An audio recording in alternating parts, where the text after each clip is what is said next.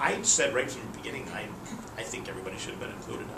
But I saw it as being is a poke in the eye, where we're just, you know, the situation wasn't going to be pretty in the first place, and I just think that was going to make it even harder, and it did. Was he right by doing it? Was he wrong by doing it? There's no way to know. I mean, it's one of those things. You know, I talked to a classroom yesterday, and I said, there's opinions, and there's no way an opinion can be right or wrong. Only facts can be right or wrong.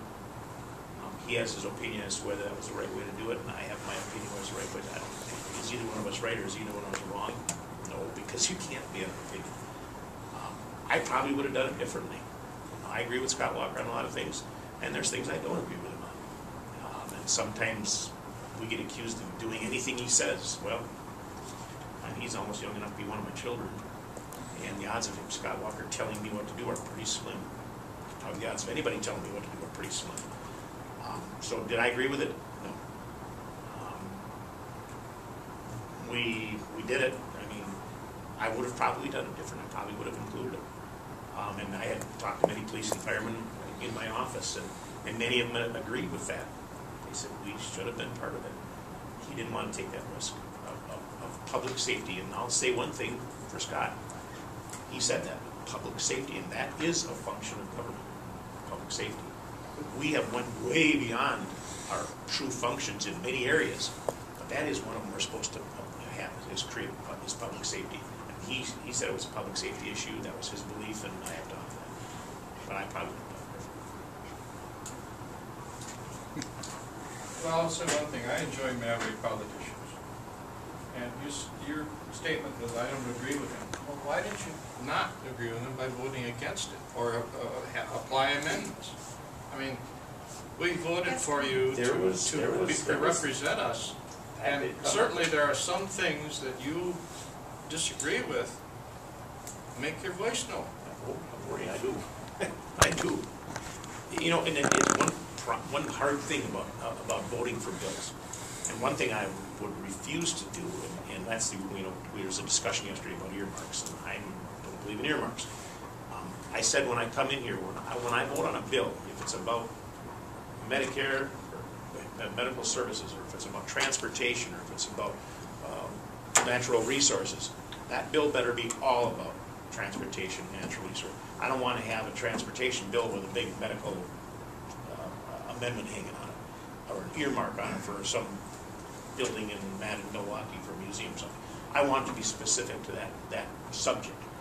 Now, within that, there's still going to be things in there I like and things in there I don't like. So you're damned if you do, you're damned if you don't. When you vote on a bill, there's always going to be something in there that you didn't agree with. But there's no way to do a partial vote. I mean, we don't have that ability. So when I vote for the budget repair bill, was there things in there I didn't agree with? Of course. But if I overall agree with it, I have to vote yes or no. I can't vote no because of some little thing in there, because if we all did that, there would never be a vote taken. There would never be a passage of anything, because I guarantee there's always something in every bill that somebody doesn't like. And if we all voted no because there was some little thing in there we didn't like, there would never be a bill passed, ever. It's tough. And you always say you hold your nose and you vote. Overall, you got to vote for it, even though there's some things that you don't like. But I don't want to ever be put in a position where I'm voting on a bill about transportation and I have to include in there something about health care that I totally am opposed to. I think at that point in time, and I don't think you're going to see that coming out of this government right now, because we pretty much all have that same opinion. Let's keep it clear, let's keep it concise, and let's not. There's not going to be any earmarks. There's not going to be tagging amendments on for pork barrel and this kind of thing. We're pretty much agreed upon that. So I don't think I'm going to ever have to take a vote on something I really don't want to. And if that ever comes to that, I'm just going to not vote.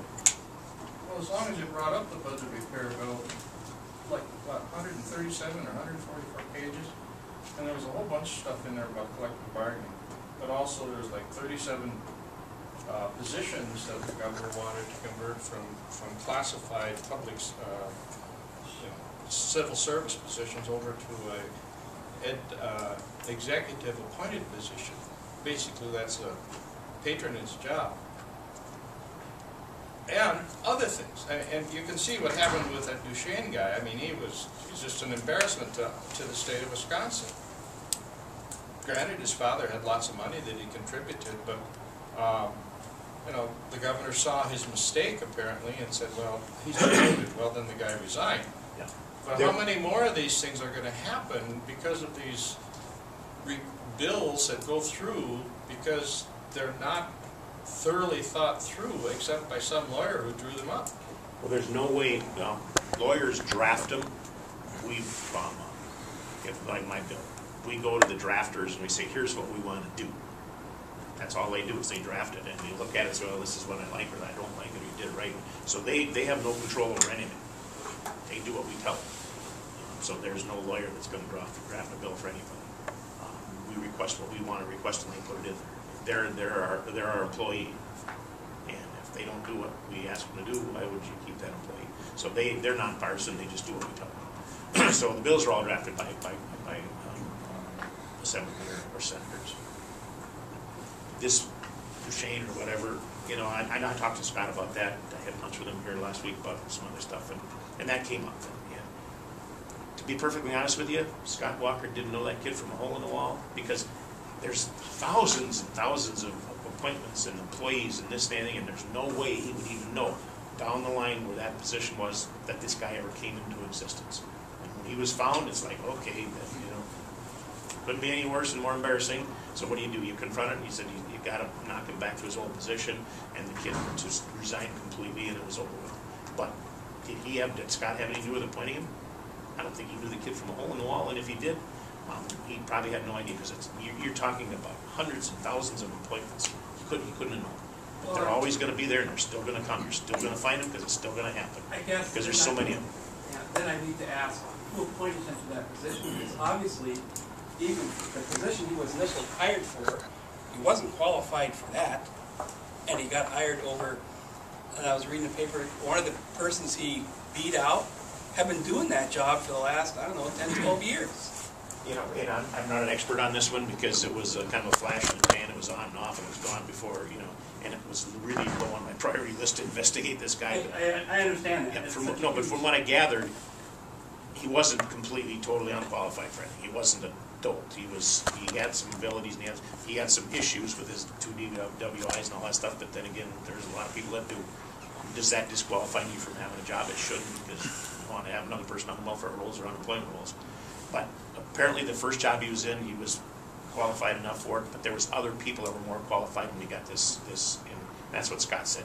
He said, is there more qualified people? And they said, yes. Well, then what the hell is he doing there? And he went back, he put him back in his old job, and then the guy resigned. So, yeah, that was an embarrassment, and it was a bad deal, and it's going to happen again, I'll guarantee you, because needless to say, he's very scrutinized. Every single appointment he makes is going to be scrutinized, and he's going to make some mistakes. And I guess my point is what needs to be looked at. And I understand it. I totally believe you that Walker had no idea who this guy was, and he got into that position. But somebody does. Yep. And somebody put him in there when somebody's head it shouldn't have been done. You know, I'd be pissed. Yeah.